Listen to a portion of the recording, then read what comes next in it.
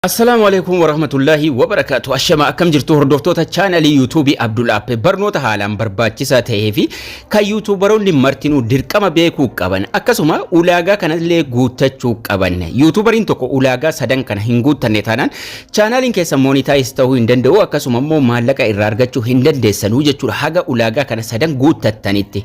Kana jechuun standard featurein enable ta'uu qaba akkasuma grease ta'e akkasuma intermediate featurein enable ta'uu qaba. Haala kanaan magariisa ta'uudhaan inni sadaffaa keessattuu inni guddaan jechuudha. Advanced featureinis enable ta'ee akka gubbaa sana magariisa ta'uu qaba jechuudha. Faayidaan jara kana sadanii maalinni? Inni dhumaa dhimma monetization'itiin wal qabata. Monetize ta'uu hin dandeessanu. So chaanalii YouTube tokko baname kana sadan yoo ooni godhate yookaan immoo yoo kun sadanuu haala kanaan magariisa hin tahin chaanaliin sun monetize ta'uu hin danda'u jechuudha.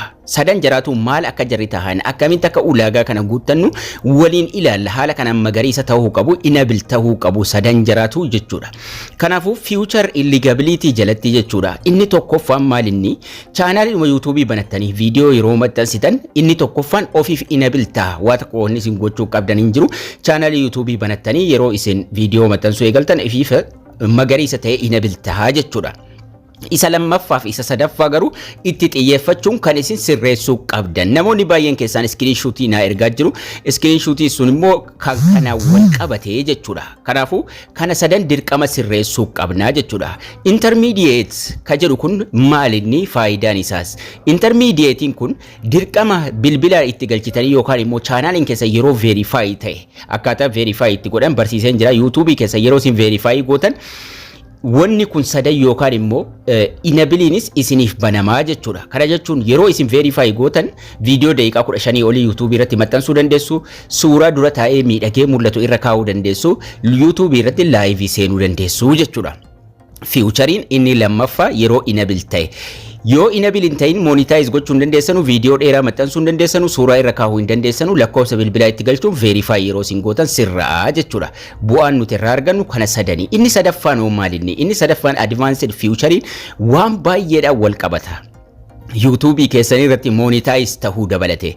Karaan inni ittiin enable ta'u yookaan immoo nuuf banamu jechuudha. Karaa sadiin inni illee garuu faayidaa yookiin bu'aan nuti irraa argannu guddaa yookaan immoo hedduudha jechuudha. Kana jechuun monetizationii dabalate. Inni sadaffaan oon hin taane taanaan yookaan immoo enable hin taane taanaan monetizes gochuu hin dandeessanu, chaanalii sanarraa maallaqa argachuu hin dandeessanu jechuudha. Akkasuma inni lammaffaan kan wal qabatu dhimma suuraa irra kaa'uutiin suuraa akka irra kaa'uu hin dandeenye isiniif ibsaa jechuudha.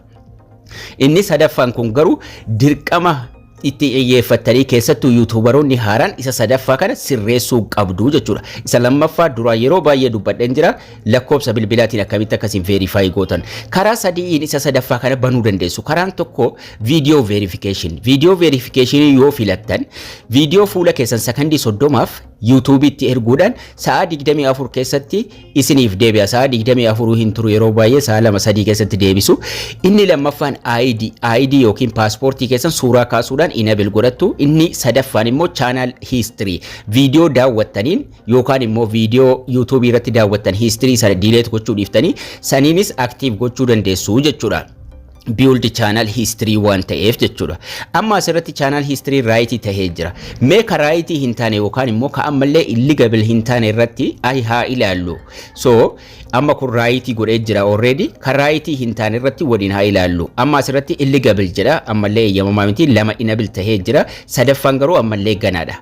Filannoo sadiin sirreessuu dandeenya jechuudha. Tokko keessaa filannee irra tuyna. Yeroo irra tuyne yeroo isa sadaffaa kanarra tuyne gara gajjallaatti magariisa tokko nuu fida. Magariifni inni nuu fidu access feature waan jedhu jira.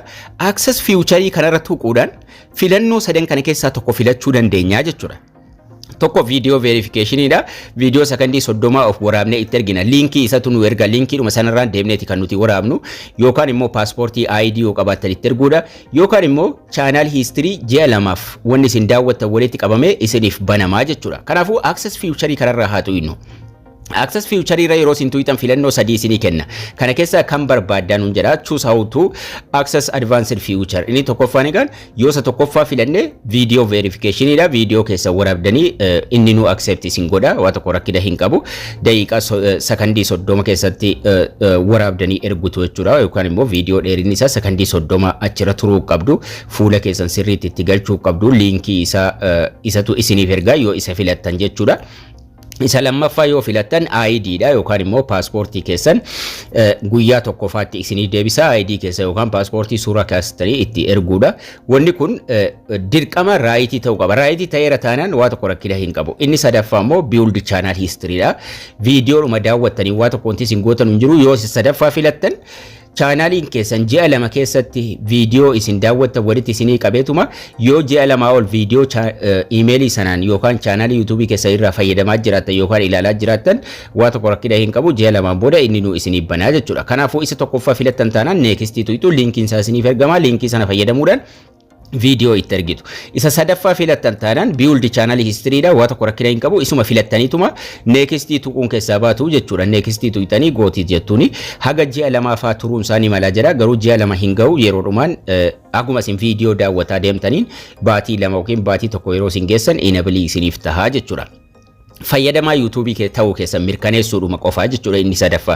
Kanaafuu inni sadaffaa salphaadha inni tokkoffaa salphaadha. Isa tokkoffaa yoo filattan next tuyitu linkii isiniif ergama linkii san fayyadamuudhuma video keessan of waraabduu bakka itti waraabdan isiniif kenna inni nu sanaan booda itti ergitu yeroo isin ergitan guyyaa tokko keessatti isiniif deebisaa jechuudha.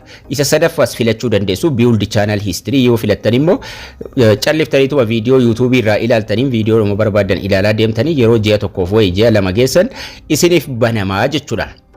Kanaafuu namoonni baay'ee waan kanaan rakkataa jiratan isa sadaffaa kana dhuftanii enable gochuu qabdu. Enable gochuudhaaf immoo filannoo sadii qabdu jechuudha. Akka inni enable ta'uuf sadaffaa filattanii yoo feetan next tuyitu your channel history being established isiniin jira dan ka jedhu tuyina. Yoo feetan irra deebitanii dhiiftanii filachuu dandeessu haga ji'a lamaan yookaan ji'a tokko wayi sanaan booda ni banamaa jechuudha.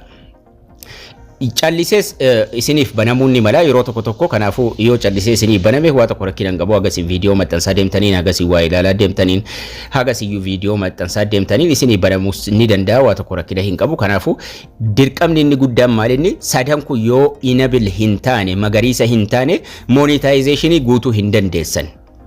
Kanaafuu sadan sana monetization guutuudhaaf dirqama sadanuu maal ta'uu qaba enable ta'uu qaba jechuudha. Sadan sunu featurein sadanu banamuu qaba chaanalii keessanirra featurii sadan kana ilaalladha warri monetize hin taane cheekii godhadha suuraa irra kaa'uu isin dide taanaan isa lammaffaatu enable hin taane lakkoofsa itti galchuu qabdu verify gochuu qabdu. YouTube irra seentanii akkaataa chaanalii YouTube verify itti godhan jettanii yoo search gootan karaa salphaa ta'een argachuu dandeessu. Viidiyoo yeroo 2-3 irraa dalageen jira. Achira seentanii karaa salphaa ta'een chaanalii YouTube keessanii verify gochuu build channel history filattanii sadan isaatu enable ta'uu qaban isiniin jira. Egaan barnoonni keenyas kana fakkaata karaa salphaa ta'een YouTube studio keessa seentanii mallattoo settingii tuqunaa argattu kanaan dura barsiiseen jira salphaatti YouTube studio irraa argattu waan kana. Barnoonni keenya har'aas kana fakkaata laayikii sheerii hiriyoota keessaniif gochuu hin dagatinaa isiniin jecha haga barnoota kutaa itti aanu walitti deebinutti turtii gaarii nagayaan tura.